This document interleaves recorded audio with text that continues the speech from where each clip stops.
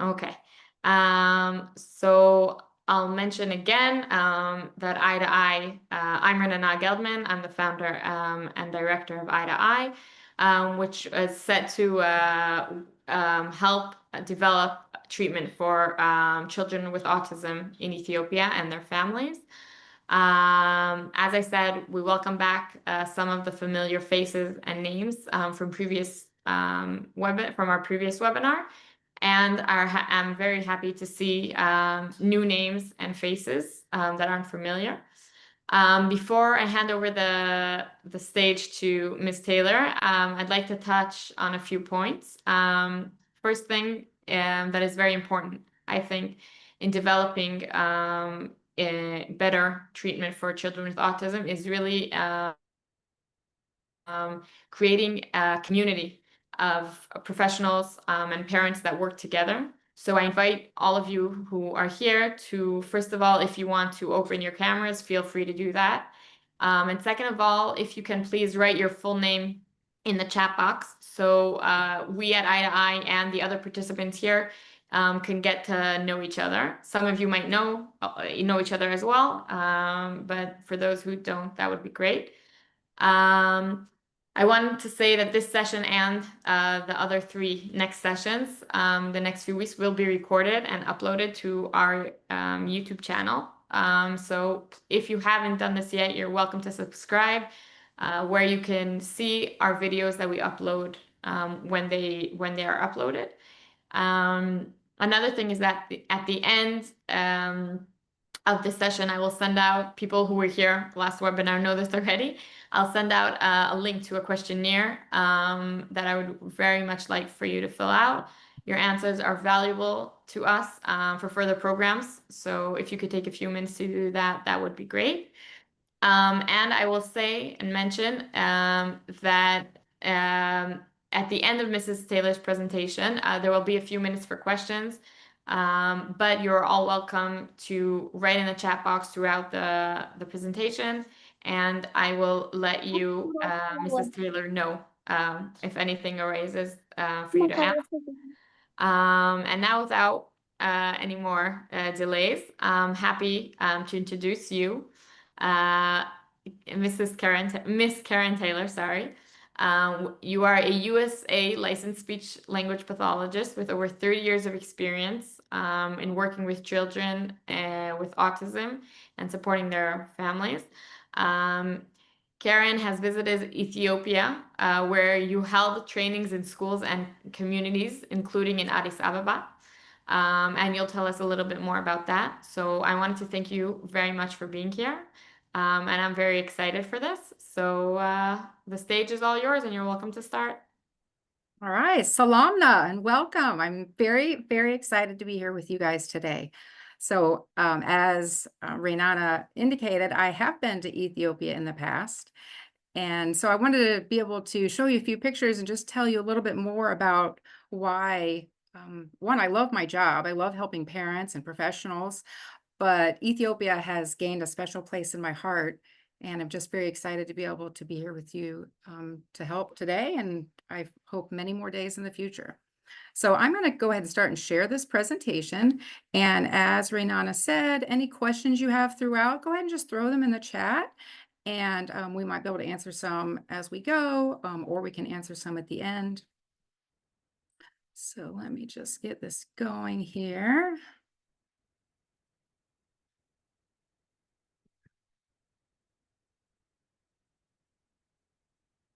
All right, so today's presentation, the topic is the communication profile of autism. So as we discussed, I am a speech language pathologist. That's what I've worked with my whole life, mostly children with autism, although I've worked with ages 3 months to 103 years old from many different disabilities, many different locations such as early intervention programs, nursing homes for some of my older individuals. So I've pretty much seen it all. But my favorite, what's near and dear to my heart, is those children with autism and supporting the parents. So I told you that you heard I went to Ethiopia. And so this is where I just really became captured with helping provide more support and information to the parents and professionals who need it. So these are just a couple pictures. I'll just kind of chat. I was able to do some parent trainings with large groups. I was able to work with some of the kids at the schools. We did home visits, and some of the schools I went to were Mag School and Destiny School and Agathos Academy and the Nehemiah Autism Center. So I had a wonderful time, and actually I'm in the works of another trip at the end of September. So this time I'm planning on staying for longer than a week so I can just help a little more. So I want to just kind of go over the agenda real quick. This is what we're going to try to tackle. So there are some new people that weren't at the original webinar, which was what is autism? And when you're hearing about new topics, I just think it's important to keep hearing some of the information, because the more you hear it, the more you learn it, and then the more you're better able to explain it to other parents and individuals you are with. Then we're going to look at actually why we communicate. A lot of times people don't really think about all the reasons why we communicate. They just think of kind of conversation like we're doing now. And then we're going to get into the main part of the presentation, and we're going to look at how autism impacts communication. And today is kind of an overview to make sure that we understand some of the terminology and some of the basic information. And our next webinar next week is really going to start going into the burning question that people have is, well, how can I help my child, or what can I recommend to parents to do with this, with their child with autism? We're also going to look at the importance of visuals with a child with autism, and then some of the challenges that are currently being faced in the area of speech and language therapy and communication. So first off, autism. We are going to just hit the highlights, like I said. You see on here that it's instead of autism's at the top, but we see autism spectrum disorder. And we used to refer to autism as solely autism, but now we talk about it as a spectrum disorder. And I have a great visual that kind of explains why. So this is kind of an old visual. There's actually another one that we like better, but the spectrum talks about every child with autism is very different. They're not the same. In this old one, we just talked about kids as low functioning, high functioning. And that was often a question I got from parents was, what level of autism is my child? And I don't like to talk about a level of autism. What we like to do is talk about what your child's strengths are and what your child's weaknesses are and where we need to support them. So a better visual, instead of a line like that, is a wheel. And this wheel looks at all the different areas that autism impacts. Just to highlight a few, that might be some of the social differences, it might be the interests or their limited interests, some of the repetitions. So you can see the wheel on the left would represent, the solid colors would represent all of these areas are skilled and on basically the age appropriate level. So the one on the right represents a child with autism. And you can see for this particular picture, a couple of the triangles are filled, which means that that child has those items as a strength. And you can see some have different levels. You can even see this one here that's orange. That's the lowest. So that would indicate for this particular child, that's the area that they need the most support. So again, we want to really focus on each individual child and really looking at what they need and tailoring whatever care we're going to give the child to meet their needs. So let's look at some of these just main characteristics. And like I said, you heard before, we had you may have been there, the very first webinar was basically on what is autism. So some of this is going to be some quick refresher. And if you didn't get to see that, because I'm just going to highlight some quick information, go ahead back onto the YouTube channel and you can watch that whole hour on that. So first of all, the main thing about autism spectrum disorder is that it's a neurodevelopmental spectrum disorder. And what that means is that the core characteristics of autism come from how the brain develops and how the brain functions. So secondly, we have social interaction challenges. This is a big aspect of autism, and we are going to talk a little bit more about that a little bit later because we're going to talk about the social language aspect. So we'll get more into that. And then you're going to see communication differences, which obviously we're going to be looking more into. And then also sensory processing differences. So that's talking about how a person with autism spectrum disorder experiences the world differently. So I will say at the very first training I was at in Ethiopia, I was sharing, I had gone through a few different slides that was really diving more into the sensory and talking about how there's a connection with autism. And I had one of the parents, he just stood up, he raised his hand and he said, "So we have never heard this before. Could you tell us all of this again?" Like it was some new just revelations and informations. And it was like, I think it was kind of one of those moments where the parent was like, "Oh my goodness, this is explaining my child. I'm starting to see that." So I am going to look at just one page of some information about sensory. So almost 90%, which is basically almost all children with autism spectrum disorder, either overreact or underreact to certain sights, sounds, smells, textures, and tastes. So all of the different senses that we use. And so some of our children can be hypersensitive, like meaning if they, if they're hearing sounds that are too loud, they're going to be covering their ears. Some of the children actually seek it. They're hyposensitive, so they're not able to react as much. So just a few examples of this would be maybe a dislike or a discomfort from a certain touch or even a feel of certain fabrics. I've had some children, for instance, they don't like the tag in the back of the shirt and we always had to cut it out. Or there were certain fabrics that the child would always want to take the shirt off if they wore that fabric. I have other children that the minute they come in the classroom, they want to take off their socks and shoes because they like the feel of their bare foot on the ground. So as I mentioned, some can experience really strong reactions to certain sounds. So we may be listening to something and think it sounds okay, it's not too loud. I have children that will sing some songs a lot when I go in and do group activities. And the there had one child in particular that would often cover his ears when he first started. And I would look at him and I would just say, "Oh, is that too loud?" And I would knock it down, drop it a couple notches, and then he would take his hands off.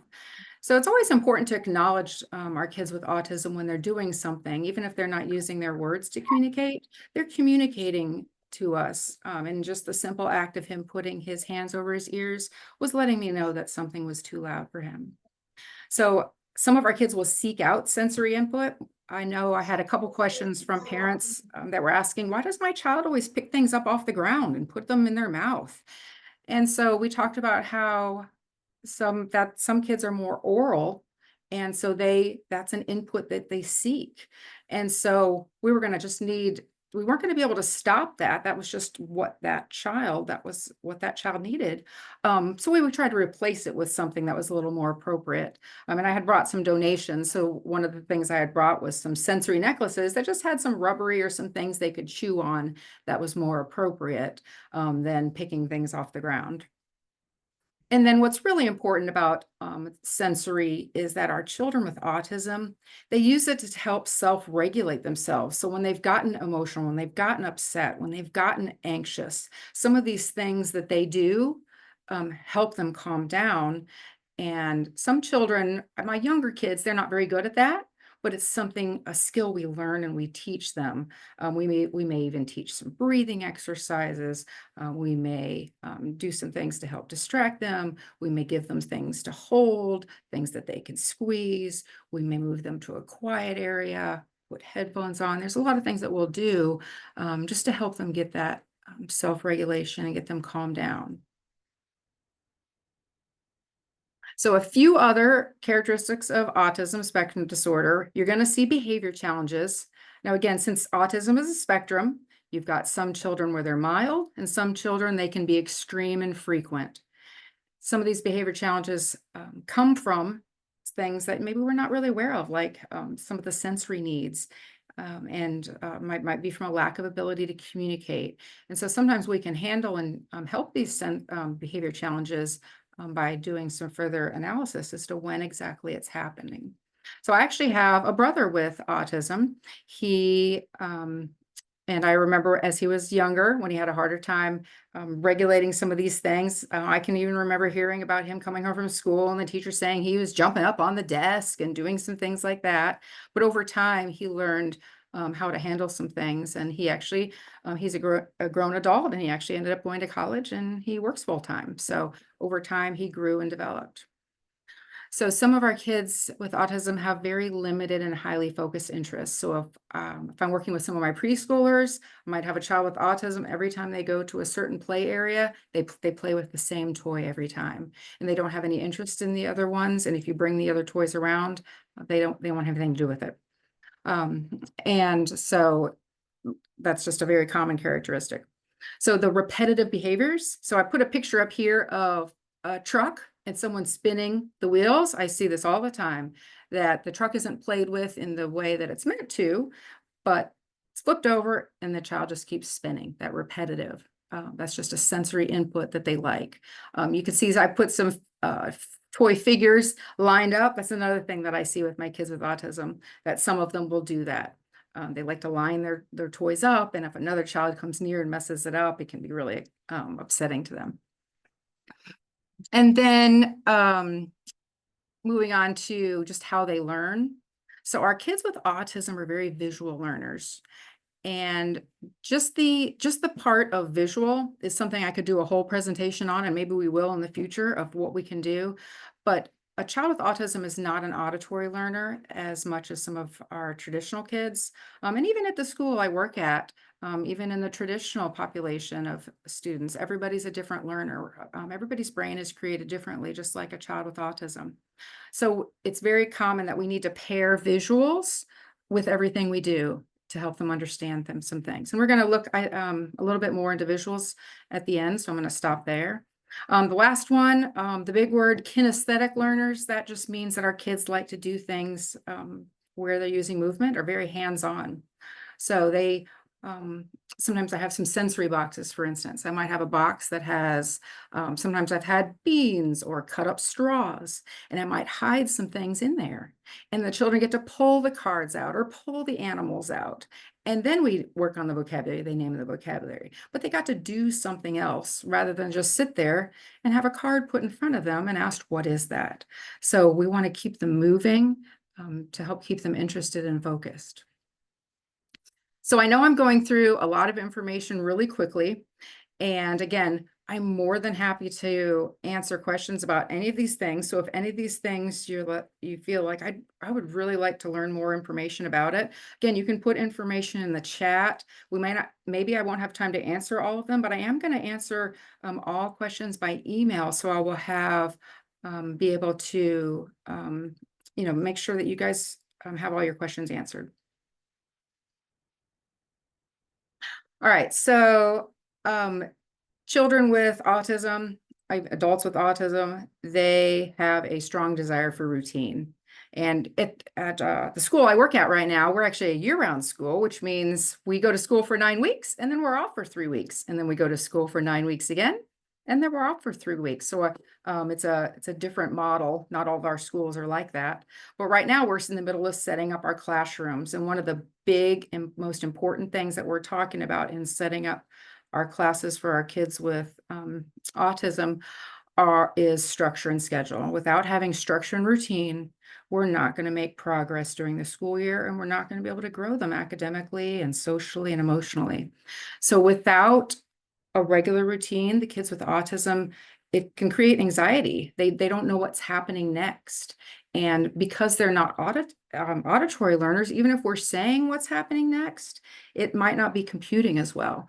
So it's very common for us to put up a picture schedule so they can see what's happening next. Maybe there's an activity they really like, and they want to see that that's coming. And so when they see that, we can point out, well, first we need to do this, this, and this, and then we will get there. It's calming to them because they know what's going to be happening. You also see unexpected changes can make things frustrating. So especially if there's a regular routine, a child with autism, something that changes, that can set off some big behaviors. So I always like to let people know that being able to alert a child when something's different is coming, whether it be the entire routine is going to be different because you're going to be going somewhere, but giving them some heads up. Maybe you're going to visit some friends or some other family. If you have a picture of those friends or family, even adding that visual to say, hey, we're going to go here today, and let them, first we're going to eat some breakfast, and we're going to get dressed, and then we're going to get in the car, or then we're going to walk here. So just by helping avoid what's unexpected. Where I see a lot of problems is when maybe a classroom teacher or someone just goes and grabs the child and says, come on, it's time to go. And they didn't get any warning, and they're in the middle of playing with something, and they don't even know where they're going. And they get very upset. So we want to try to help get rid of change um, as much as we can, and give them some warning. So this is one of the favorite common questions I get is, what causes autism?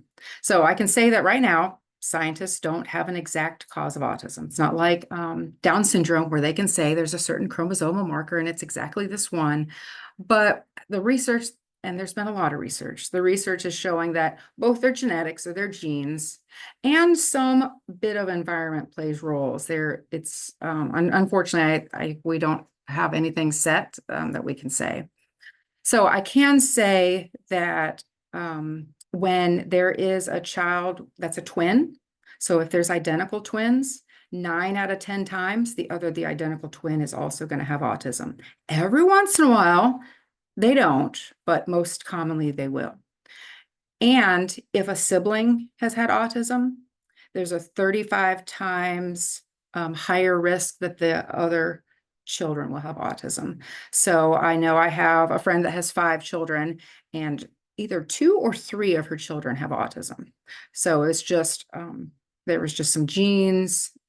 Obviously, all of her children didn't have them, but that's common that I see more than one child with autism in a family.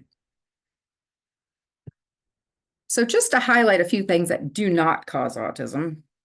Parents don't cause autism. So if a parent comes in and is worried, I did this or I didn't do this, that's something you can reassure a parent that no, you did not cause your child to have autism. 2, I know in Ethiopia, there's a common thought that autism could be a curse from God. Maybe there was something, a parent was done something sinful, and there's just a general feel that this is not a positive thing, and children are not always treated well. And I even hear of husbands leaving wives. So, some of this just comes from some lack of awareness.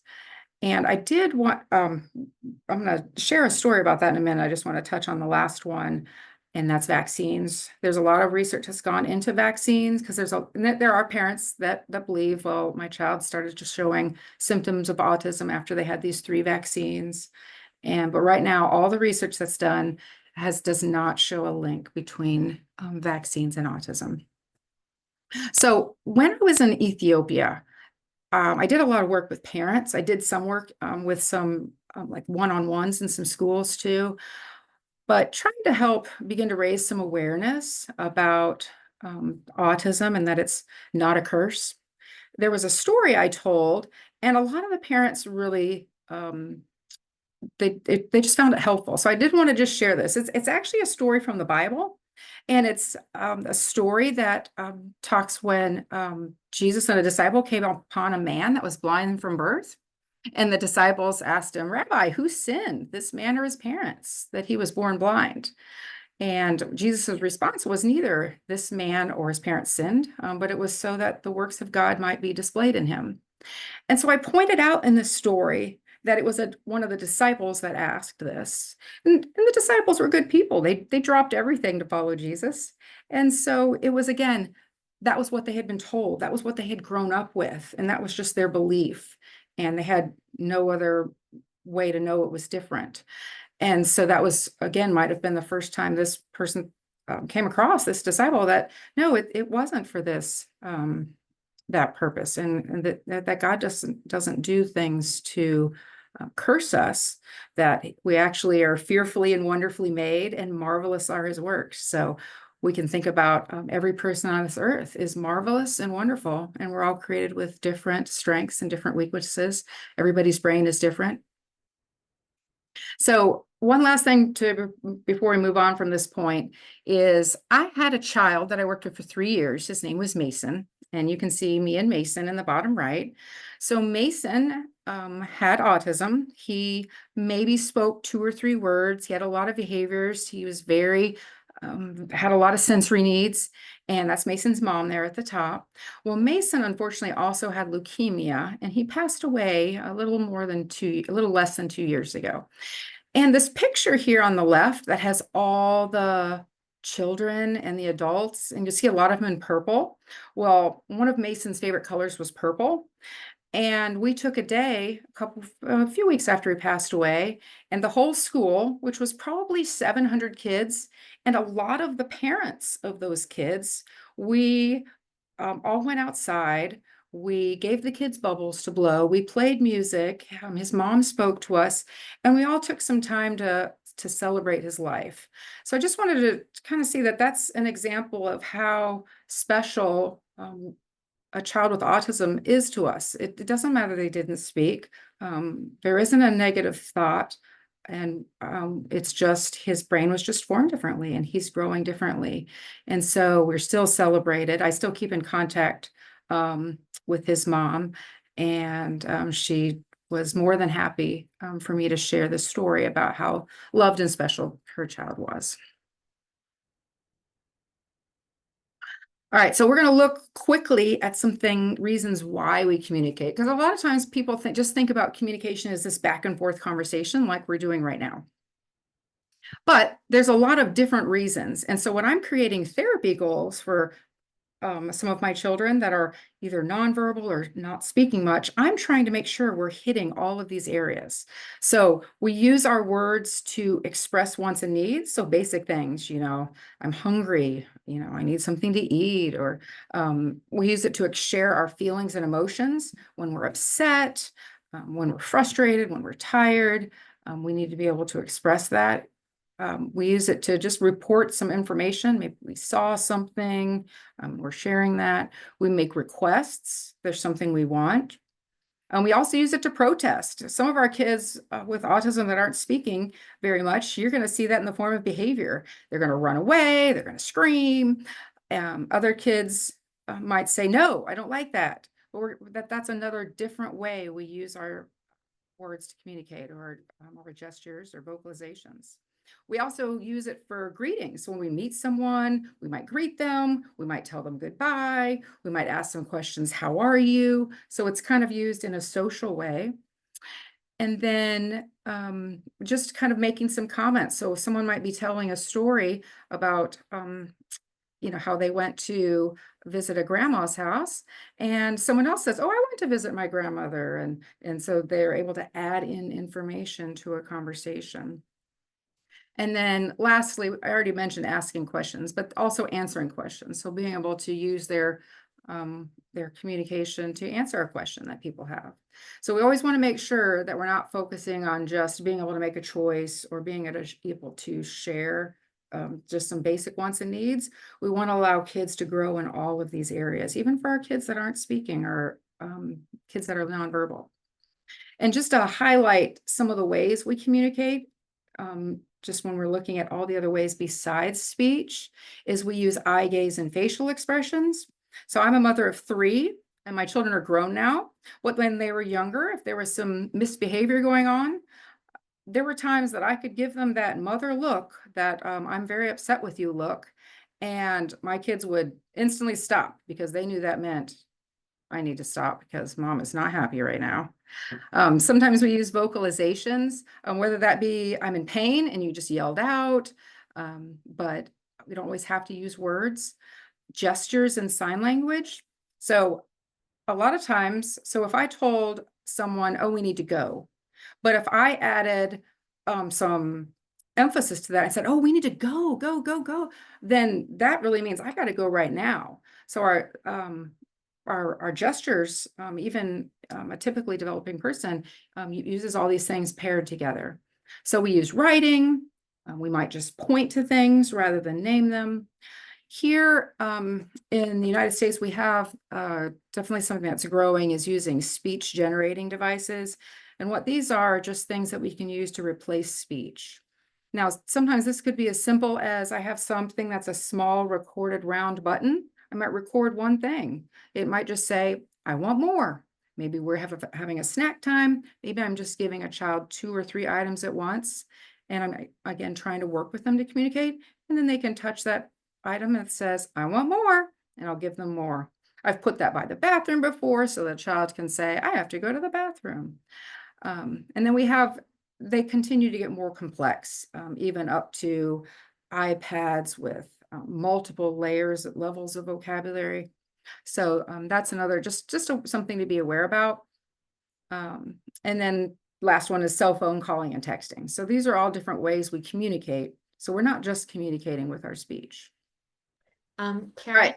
Yeah. I'm sorry that I'm stopping you in the Yeah. middle. For some odd reason, there's like a red line. I see that.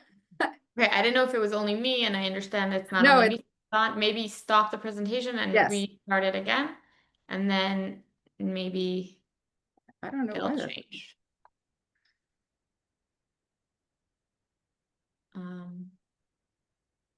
I see it on my.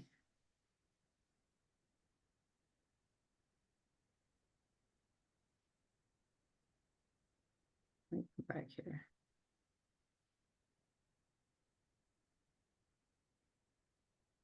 Let me go to. If there's anyone here that knows why this has happened, you're welcome to advise what to do. Hold on one second. I've never seen something like this, so.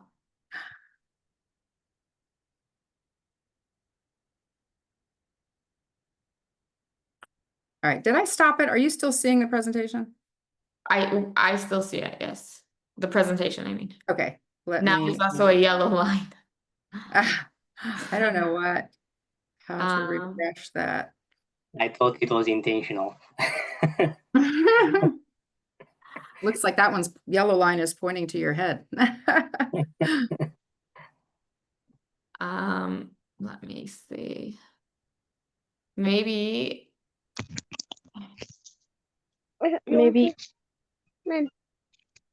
Maybe can you try, I don't know, on the Zoom app itself, I think there's on the corner, there's something that looks like a pen.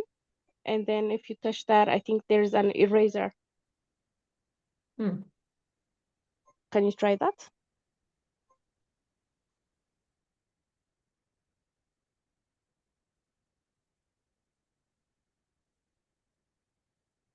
Karen, do you see the eraser? No. No, I tried doing it from mine, but it's not working. Maybe just go out of the presentation and come back in all together. I think that might be the best. Okay. Sorry, everyone, for this inconvenience. It's on my screen when the presentation isn't even showing. So if I've moved the presentation, oh, there it's gone. Now it's gone, yes. Some wonderful. All right, let's try again. Oh, it's back now on wait. Somehow it's on the, when So I'm maybe sliding. exit altogether and then like Yeah. point and then come back in and hopefully it won't be there. Yeah, let me just X out of that. And let me bring back up the.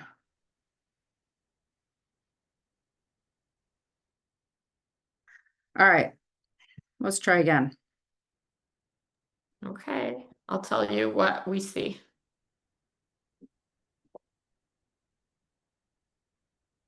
I don't think I see it. Do you?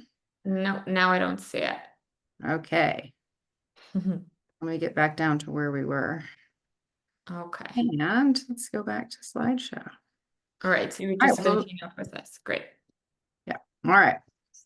All right. So now let's get into looking more at how autism impacts communication. So we're going to look at 3 areas. We're going to look at receptive language, expressive language, and social language. And as we go through, I'm going to share a little bit of information about things we can do. But right now I'm more trying to establish that baseline and making sure that as we're thinking of children, that we're recognizing these things.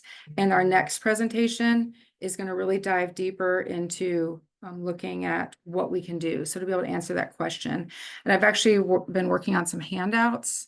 So for instance, there's a handout that says, what is receptive language? And then it lists out some activities you can do to help receptive language. And there's another one that says, what is expressive language, with some activities that we can do to help. So this could be something that in a medical office that could be handed to new parents who are coming in when their child is having showing deficits in these areas. It could be that schools could use, and they're working documents. So if there was anything that we needed to adjust and continue to change over time, we can.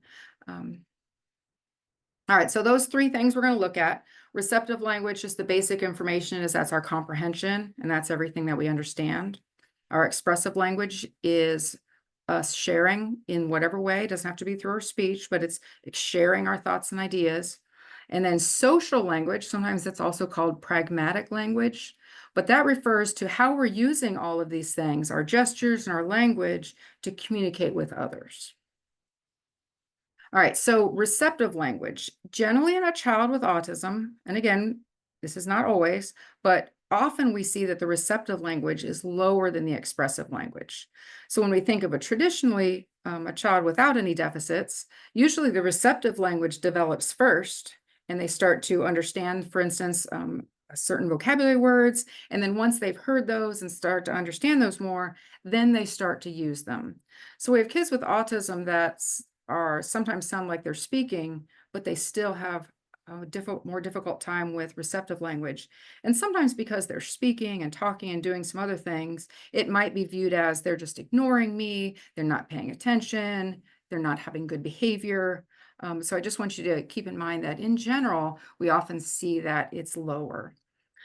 Sometimes we see that a child with autism either has a lack of, like doesn't respond at all, or a very slow response to their name. So they might be across the room, you might call their name, you might say their name again, and you might even, I don't know, knock on the wall or the door, and they still don't respond until you actually go over in front of them, touch them on the shoulder, look at them, and gain their attention. Now, this can be for a lot of reasons. It could be that they really don't have the receptive connection that my name is that. It could also be that they just don't understand the social aspect of when someone calls my name, I'm supposed to turn and look. And it also could be that they're so engaged with the activity they're doing and they're so focused on it that they're kind of blocking out what's going on around them because they're so focused on what they're doing. So even with something just like that, we have to look at what part of it and what reason it is so that we know how to teach it, so that they do respond, because obviously we want a child to respond. So processing verbal instructions, this could be simple ones like come here or sit down, or put the ball or put the car on the table. So something simple like that. All of these things, right, for the names, the instructions, these are goals that a lot of times when I've written out certain goals that I'm working with a child that we see a lot.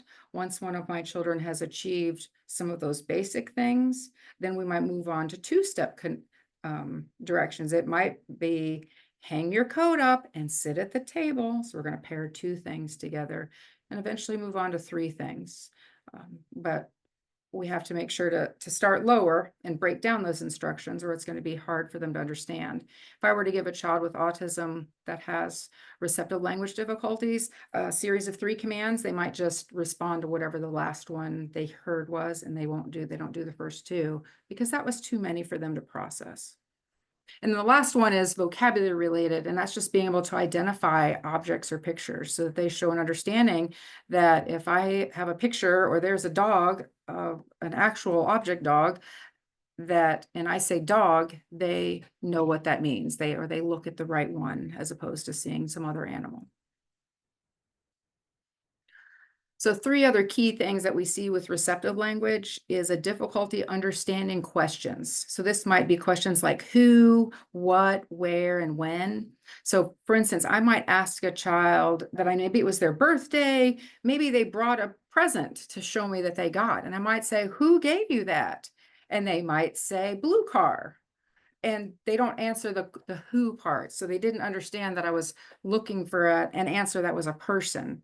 And so in that kind of situation, sometimes I repeat it and I'll just say who, like to try to cue them into the word. If they still don't get it, then I'm going to give them two choices. So I might say, was it mom or grandma? And I give them two who people. And so the only way they can answer that question is a who. And then we go back and repeat it again. So and I'll say, so who gave you the ball or who gave you the toy?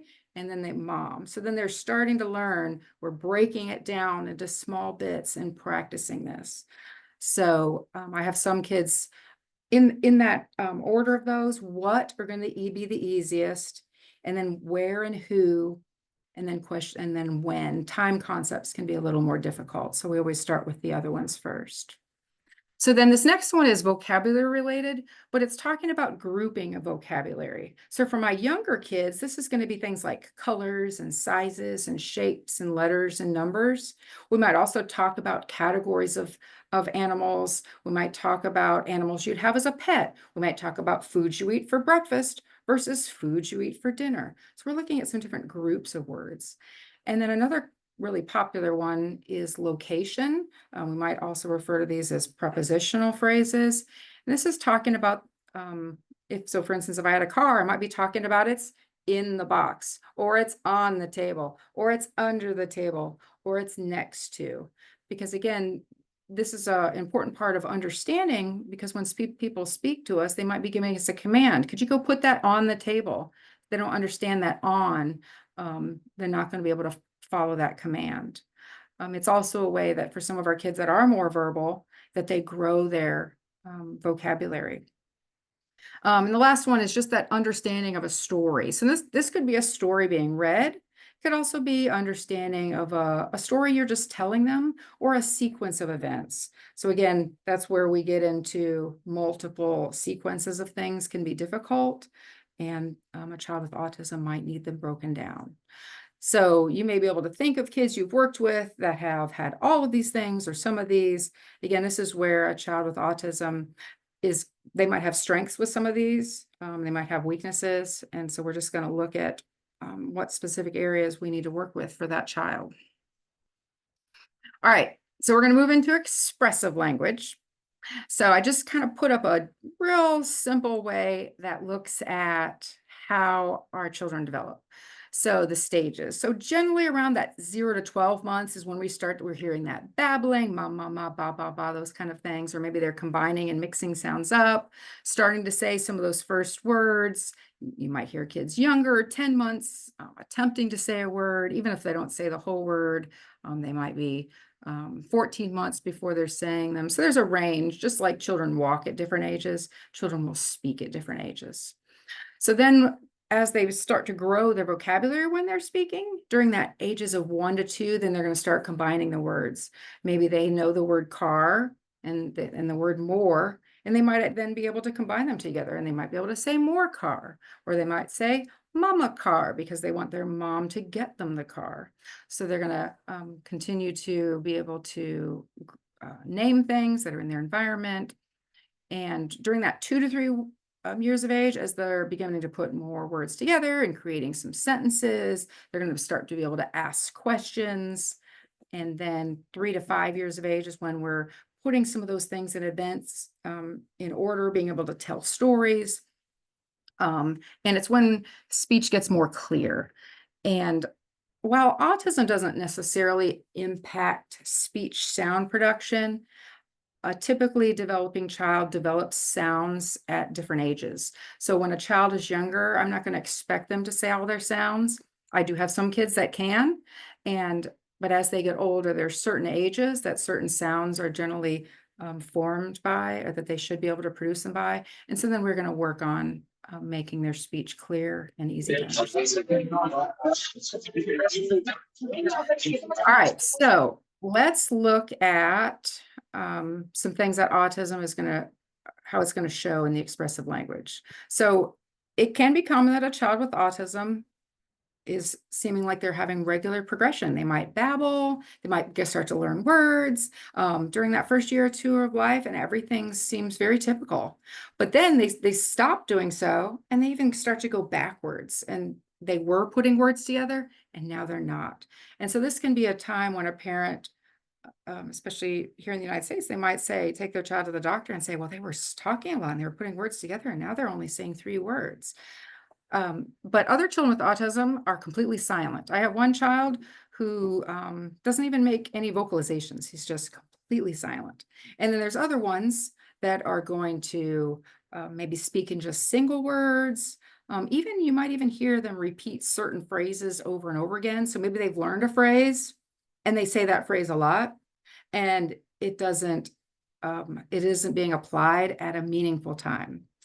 I've even had some of my children that they've learned to say certain phrases, and we kind of started to keep track because we were hearing these certain phrases a lot, and we began to see that this child was saying a certain similar phrase every time she was frustrated or upset. So we began to keep track of these things. When she's saying that, how is she feeling and what's going on? Maybe she's very happy or excited when she's saying this. So it got to be, if she said a certain phrase, even though it meant nothing to do with what was going on, I could say, oh, I can see you're frustrated. And I would put some words to that phrase and try to help give her those words. And then overall, we're going to generally see a limited vocabulary usage and making it difficult to then express themselves.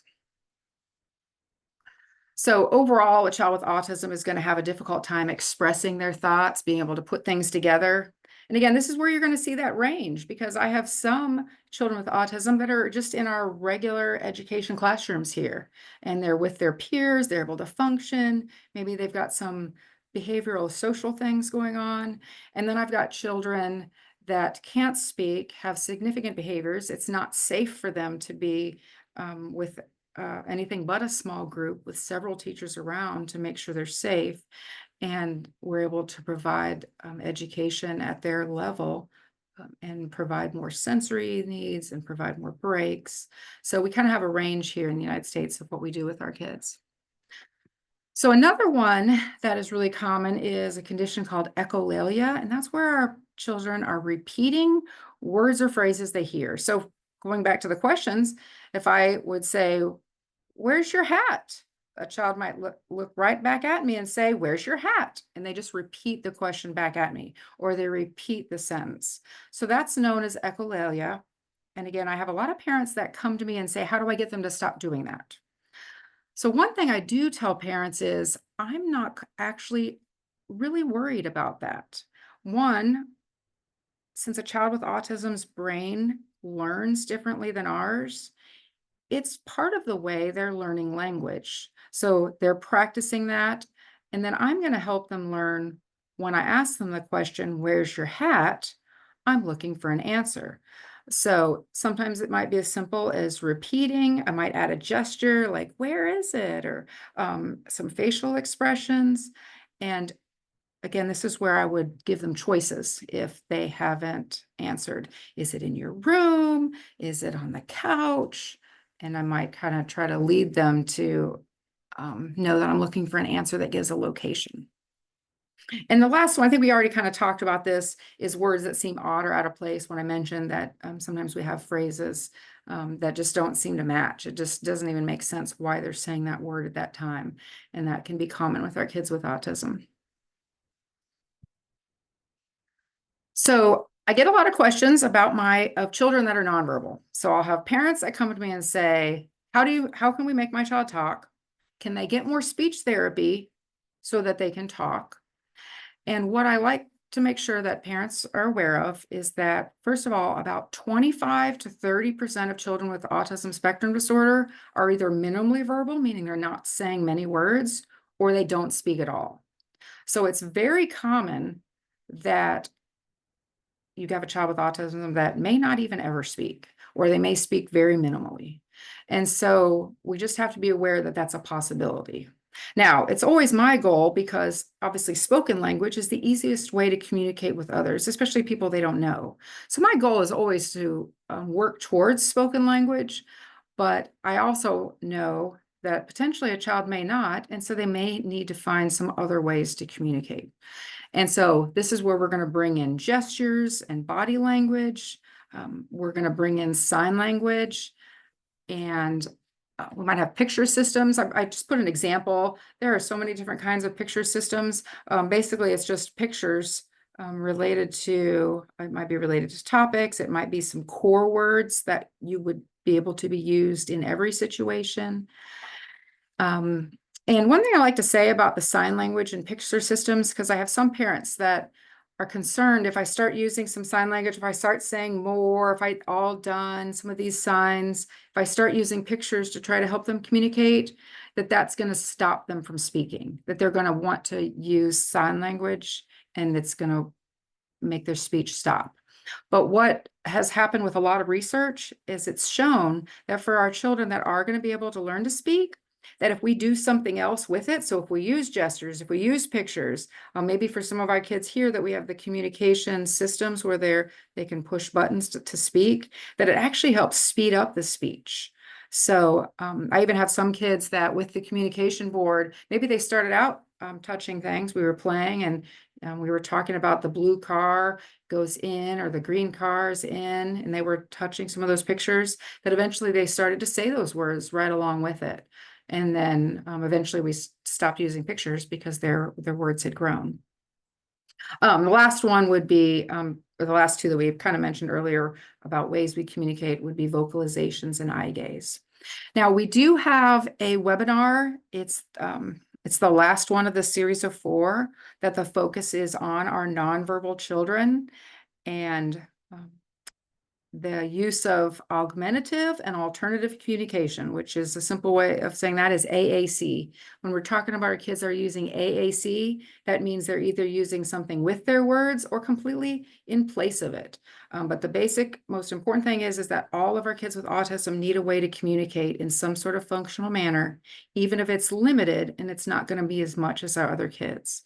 So we are going to go in depth, and I'll have a lot more information. I should have some other items that you'd be able to download and be able to use. So we'll talk more about that in that last session. But I just want to make sure that we do realize that all of our kids, even when they're nonverbal, they communicate. All right, so the last area that we're going to look at with regards to communication is social language. And this is a huge part of autism. So our children with autism spectrum disorder in general have difficulty engaging in everyday social interactions. For kids that are closer to more typically developing, they may be able to get some friendships, but sometimes as they get older, they don't understand all the things that the other kids do, and the friendships can be difficult. A child with autism can have challenges holding a conversation, and some of that's because of their limited interests. They may just only want to talk about what they're interested in. Maybe I had a student last year that loved ocean animals. He would talk and give you all the facts you wanted to know about every animal that lived under the ocean, but he did not want to speak about anything else. If you tried to change the topic, he would bring it back. And it was difficult for him to engage in conversation outside of that limited interest. So again, that was one of his goals we were working on, was moving into conversations outside of the interests. Now, one aspect of that in the presentation that was already completed, the very first one, there was some discussion of something called the theory of mind related to autism. And so this really goes along with that. So the theory of mind is the ability to understand that another person has their own thoughts and beliefs and intentions that are different than mine. So a child with autism has a difficult time understanding that someone else isn't thinking like them or believing like them, or might have different emotions or feelings about something. They may not even recognize when someone's upset. So they have difficulty. I mentioned the friendships, relationships. A lot of times a child with autism, they're perfectly content to play by themselves. They're not even interested. So we have to do some really structured activities to try to introduce other kids and be able to try to help form those bonds and relationships. Another aspect of social that can be difficult is sharing. So maybe there's a toy, we're working on sharing something, taking turns, my turn, your turn, or even understanding unspoken rules. And when we say unspoken rules, this would be something like when you and I are having a conversation, we're going to stand a certain distance from each other. If I walk up to you in a conversation and I stood with my nose 1 inch away from yours, you're going to wonder what was going on. And so our children with autism, they don't understand some of these things that is generally considered a social norm. I had a child that was, all the children were supposed to be sitting down while an adult was up on the stage, kind of giving some information. And despite that, everybody was sitting down. The child got up and ran on the stage, but was the only child, the other students didn't do that. So they just didn't understand that social norm of, hey, in this situation, I should be sitting down here with the other kids. And then having that empathy or understanding another's perspective. And again, this goes along with that theory of mind. So I think we've hit a lot of these. I just want to make sure this is just kind of looking at that nonverbal communication. They have a hard time combining their verbal and their nonverbal communication. So maybe that they're not matching and understanding someone's facial expressions. They may be saying something, but maybe the way they're saying it, their tone of voice, or their facial expressions, they don't understand that they're not happy about something, or that the other person's frustrated, or maybe that the other person is bored talking about ocean animals. They have abnormalities sometimes in the eye contact and the body language. So one reason that eye to eye is named that is actually due to this abnormality in eye contact. And Renan and I were talking about some of the differences between cultures. And there are some cultures, such as in the Western culture, where it's respectful to, and you're showing that you're listening by providing eye contact in the whole time. In other cultures, sometimes even in Ethiopia, depending, it may not be respectful to always be showing sustained eye contact with someone, especially of a higher level than you. And so, but just the fact that a child with autism doesn't understand what regardless of what is done in that culture, they don't see these differences. We also see deficits in understanding and using gestures appropriately. And then sometimes we see facial expressions. They might even not have a lot of facial expressions. So I have some kids, we say they have a flat affect. I don't see them smiling very much. I don't see them frowning. They just kind of have the same facial expression. So all of these things put together can really help us gauge if a child has autism versus something else. So some of my kids that I work with, we would say they just have a developmental delay. They don't have autism. They may have a few of these things, but they're going to catch up eventually. But when we're looking at those social aspects and some of these other things that are really irregular, that's when we can really get a feel for whether our kids have autism or not. Karen, I So, just want to mention yep. that it's 10 to 9. So Okay, so, yeah, so let's just I have just a few more slides. We did want to leave a few question time. So I just want to mention that if we get to 9 o'clock, we haven't quite finished, or we're just finishing, and you have to head out, this is being recorded. So if we went a few minutes over, you would be able to take the recording and watch what was left. Still go ahead and put any questions in the chat. And again, we might, if we go just a few minutes over, I just wanted to make you aware and be respectful of your time, and that it's okay if you need to leave. I understand. We talked earlier about how our kids with autism are visual learners and how important they are. I just grabbed a picture. This is from a classroom, and it kind of was just putting in order some of the things that they were doing in their day. But our children with autism, as I mentioned before, it's very important to help provide a predictable environment. It helps our children with autism spectrum disorder just feel more secure and reduce that anxiety. I had one parent that we went to a home visit for, and her child was going to school. And when he was in school, there was a very structured routine. Everything happened in the regular order, and he knew what to expect, and he was attentive. He didn't have behavior issues, and he did have someone that kind of was near him to just give him some support. But in general, he wasn't having good behaviors at home. So when he got home, he acted like a different child. He would run all over the place. He would scream if he didn't get his way. He was often escaping out of the house, and they would have a hard time finding him. And so the parent was really frustrated about the difference. And so we talked to them about sometimes at school, it's a more structured environment. So sometimes you have to purposely provide some structure at home. And I actually made pictures for that mom. I said, tell me your schedule from the time the child wakes up, and then tell me your schedule from the time they get home from school. And we made pictures that went along with each of those so that she would be able to show the child what was next and try to start helping her get a regular routine, because really what was happening was the child was determining what was happening, and she was following the child rather than the reverse. And sometimes it may seem that a child at first rebels when you put some structure in place. But what I find really quickly is that the kids, they really like that structure, and they need that structure, and it's helpful. So we use those visual schedules. We try to help reduce confusion, and these visuals help enhance communication. So I will be sharing some more visuals, especially when we're talking about some of our nonverbal children.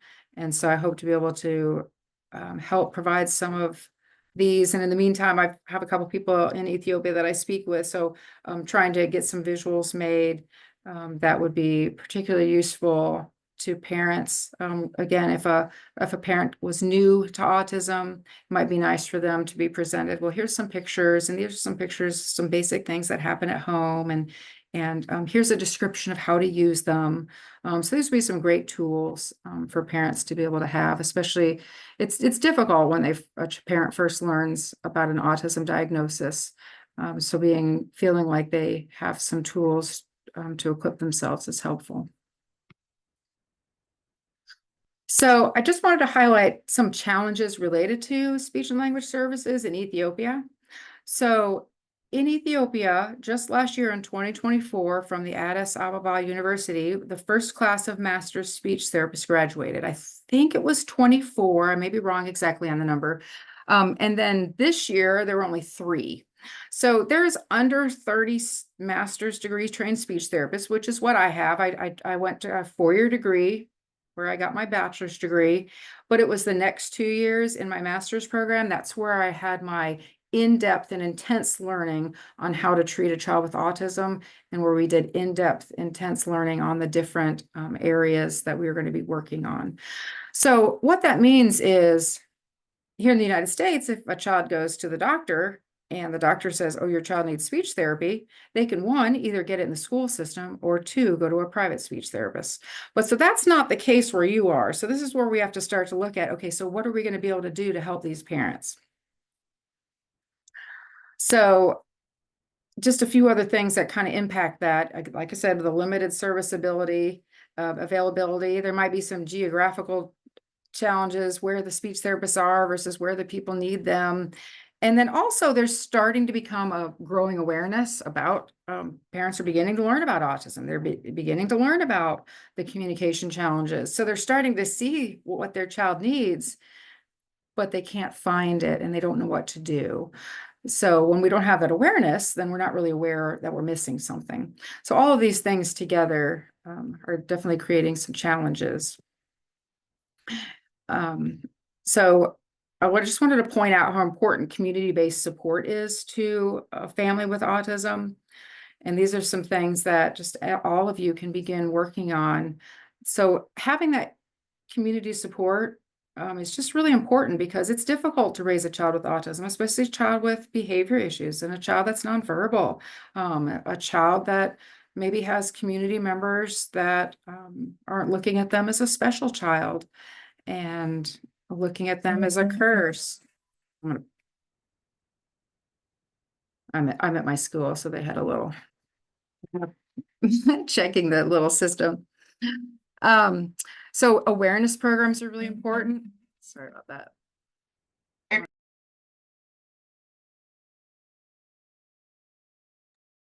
Sorry, Karen, what? Wait, your audio's off. I turned it off. They were speaking over the loudspeaker here, Oh, so okay. I just didn't want, so sorry about that.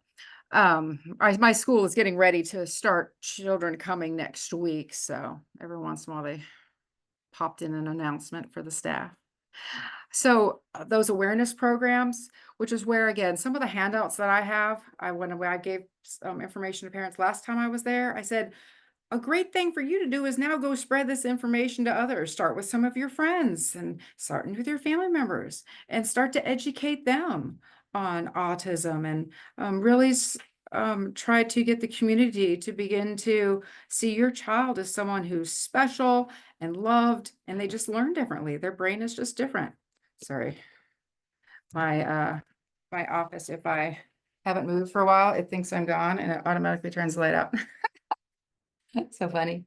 And then support groups. So I've helped with a lot of support groups. It's really nice for parents to be able to meet with other parents and talk about their child with autism and just have others that understand, be able to support them.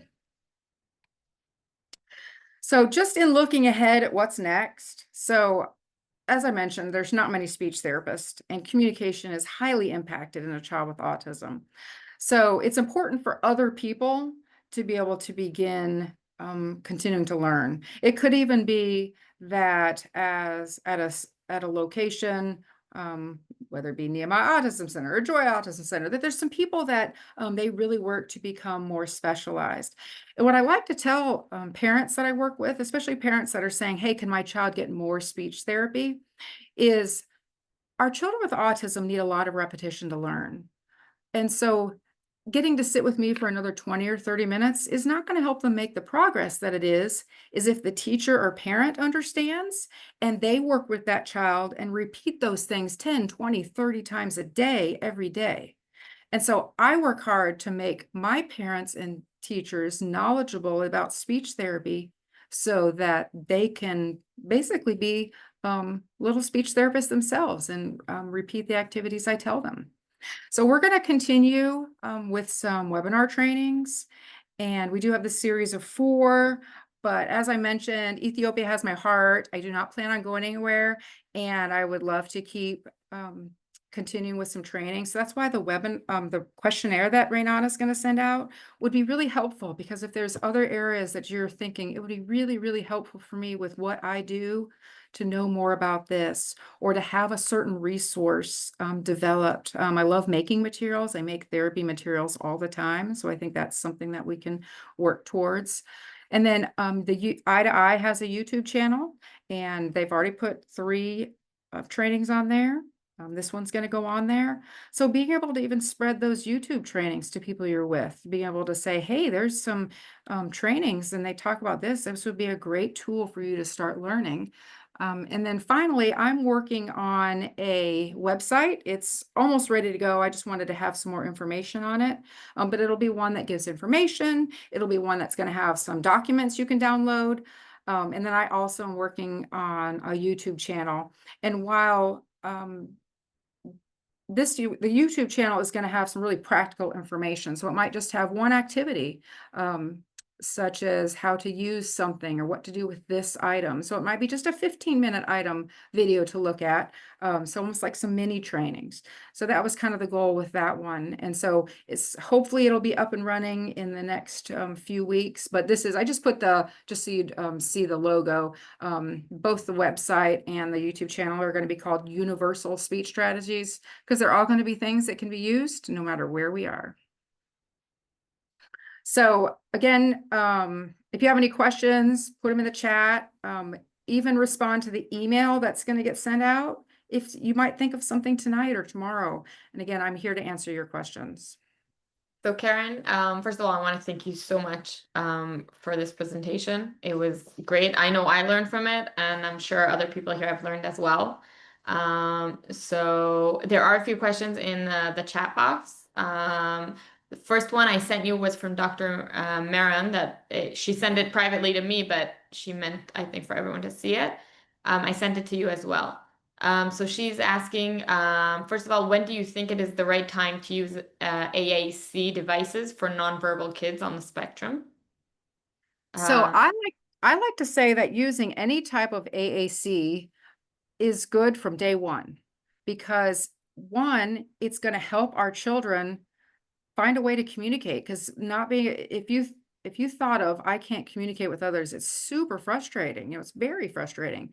So we want to give our children tools to communicate, whether that be learning sign language, whether that be visual pictures, whether that be some sort of communication device. And in the meantime, we can continue to be working on other things such as speech and language and vocabulary.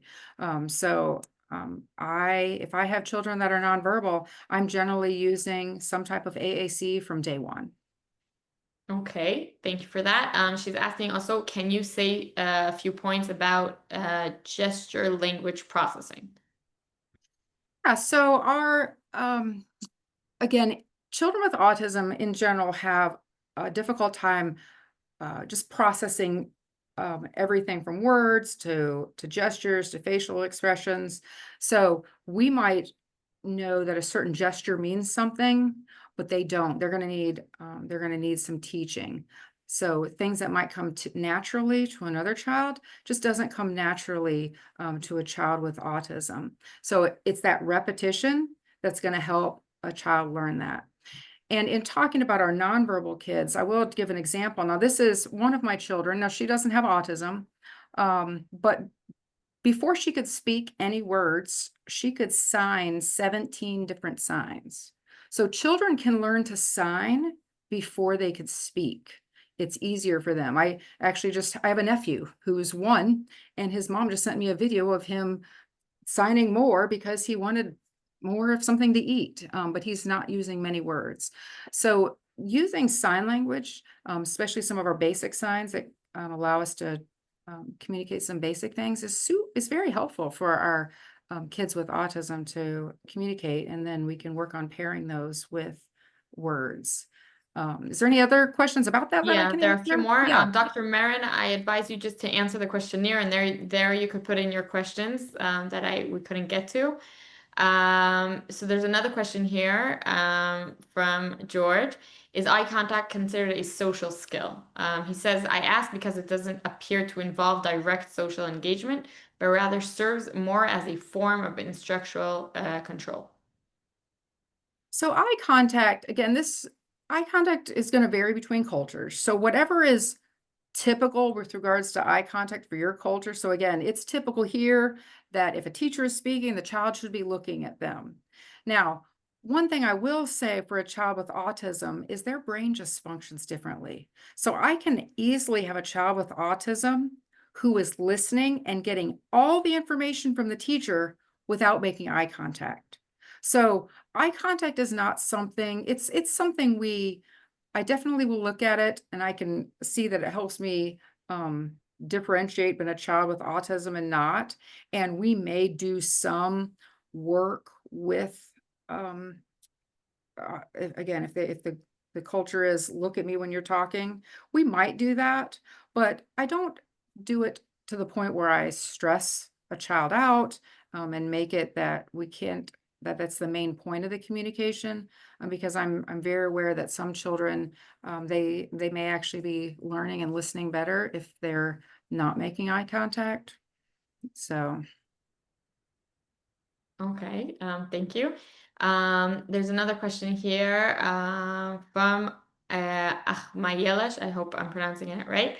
What are some effective tips for using nonverbal communication tools like pictures and sign language to help autistic children start speaking? yeah, so again, our children who are nonverbal, anytime we can pair something else with the words we're trying to get them to hopefully use. So there's a lot of different visuals that you can use during the day. You can use a visual that just kind of tells them the schedule during the day. So that's one. There's so many different visuals. So I have some children that we use what's called a first then board. We're maybe just looking at what we're doing now, first eat, and then they have a picture of what's coming next. Maybe their brain can't look at too many things. We're also using pictures for communicating. So again, there's kind of some different systems and ways that we can use our visuals to communicate. So it's very specific. We are in in 3 weeks going to go very in depth in that. But I have some children who maybe I'm just giving them an array of a few pictures for choices. I have some children who have something that's called a core board, and a core board is a kind of basically like almost like the size of an 8x10 piece of paper, but it has small pictures on it. Even with that, how many pictures is on that page is different. And I'm using that for input. I may not even be using that and requiring the kids to point to things at first. When you think about our kids and how they learn to speak, if they're going to say mom or mama or mom or whatever as their first word, they've heard that a lot of times. I mean, I know I was working really hard for my children to say that as their first word over anybody else. And so they heard a lot of repetition. So one thing we have to understand is when we're adding some of these tools like pictures and sign language, we aren't necessarily forcing our children to use them at first. We're doing a lot of modeling at first. So they might see model, and I don't ask them once to use it. I may kind of pause. I may kind of indicate near, maybe there's a yes, no picture, for instance. I might say like, what do you think? Do you want it? Yes or no? And I may kind of pause and put my hand near it. And if they don't do it, then I'll pick one for them. And they're like, oh, I think yes, and I just model for them. So again, we're going to get a lot into that in the third one, and I'll have a whole bunch of different visuals systems from our kids that can use something higher to our kids that are lower, and just some different techniques we can use with them.